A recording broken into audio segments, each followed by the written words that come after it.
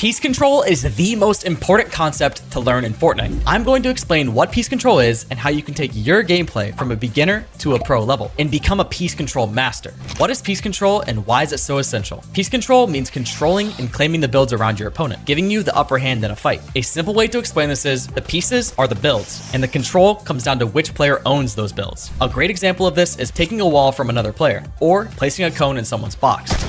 Being able to piece control in fights is one of the most important concepts to learn if you want to become a pro. Now let's cover every single piece control move that you'll ever need. Each move is going to be labeled on the video timeline. The first few are basic and then they become more advanced. Feel free to jump around to each move or come back to them as you need. Move number 1. The very first move you need to learn is boxing an opponent. The best way to practice this is in Jiven's piece control map. He has a ton of drills that we'll use for this video and that you can practice with. The link is on screen now and in the description. When you run up to an opponent, your first move should be to take the wall in front of you. For more advanced players, you should be trying to do an edit course all the way up to the bot. Then, once you're wall to wall with the bot, edit the middle window and place a cone. Then, these two walls. Take some time to get used to the crosshair placement that you'll need to get both walls placed. If you're doing this correctly, the opponent should not even see you behind the window edit. For every piece control move, you must use right hand peeks. Otherwise, you'll be stuck standing in front of your opponent trying to grab pieces while they shoot you. Once you get the hang of the first box I showed you, try replacing the cone with a ramp or coming at the bot from a different angle. Move number 2. Move 2 is typically used during a build fight when you're ramping up.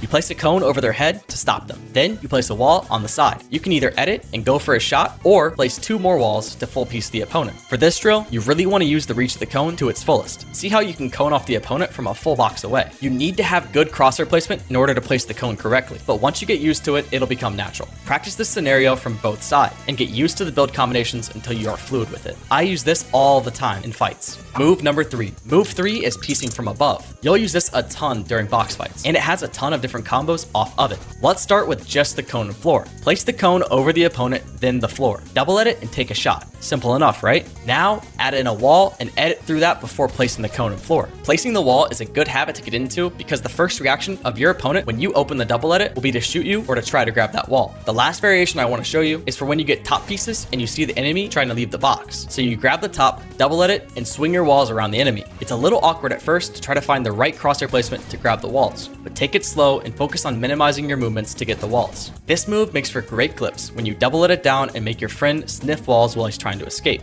There's another drill that is the same scenario without the bot standing on the ramp. In that one, you can practice putting a cone or a ramp in the box below. It's the same concept, just one extra piece to put down.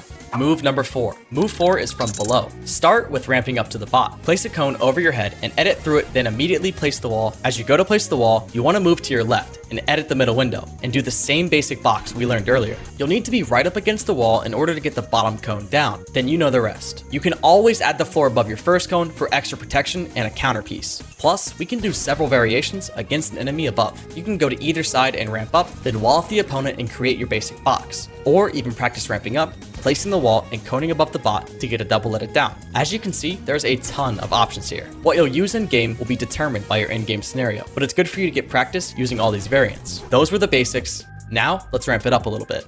Move number 5. Move 5 is predictive piece. It's awesome to be able to box a bot, but a real player is going to be more elusive and also trying to grab builds. So you need to learn how to read a player. Most players will attempt to escape out of the box to the left or right. So you should work on grabbing those from a diagonal. You box them, but aren't able to get that left wall. So you predict their movement out in that direction and drag cones so you get the cone above and below the box that they're moving into. Then you grab the wall and either go for a shot or try to finish the box. You can also do this on the other side. It's actually slightly easier to do this to the right than to the left due to the right side focused camera. Practice this on both sides and start looking to predict the player's movement to catch them on the way out. Move number 6. Move 6 is another way to predict movement. This is when you have a player boxed up below you. You start attacking the top, but see they're looking to escape out the side. So you grab the top pieces to stop any side jump shots. Then double edit through and finish the box. It's important that you don't jump into the box to get the builds. Work on the basics like we talked about earlier to get your crosshair placement and timing down. That will make it easier when you have to do this in real time against real players. Most of the time in this situation, I'm going to be placing a cone in the box below, but a ramp is also useful if the player is on the far side of the box. Move number 7. Move 7 is bottom piece. This is for when you're in a build fight and there's a player right in front of you that's boxed up. You're attacking the wall and you expect the player to drop down, so you can fake a pickaxe swing on the wall, edit down, and piece the box below them. I'm not going to say I use this all the time, but sometimes you'll get a read on an opponent and know they want to drop down. There is nothing more satisfying than reading their next move and putting them in a box before they even know what happened. Move number 8. Move 8 is for when a player is attempting to ramp over you.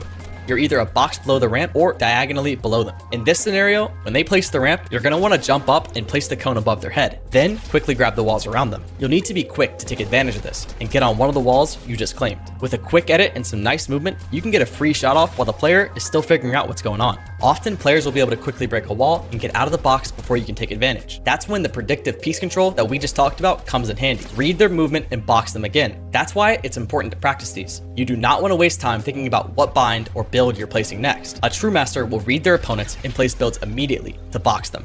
Now you understand why piece control is so important. All you have to do now is keep practicing in creative and begin to implement some of what you've learned into rank. You'll quickly be able to win more fights and win them faster. Thanks for watching. Make sure to like and subscribe, and I'll see you in the next one.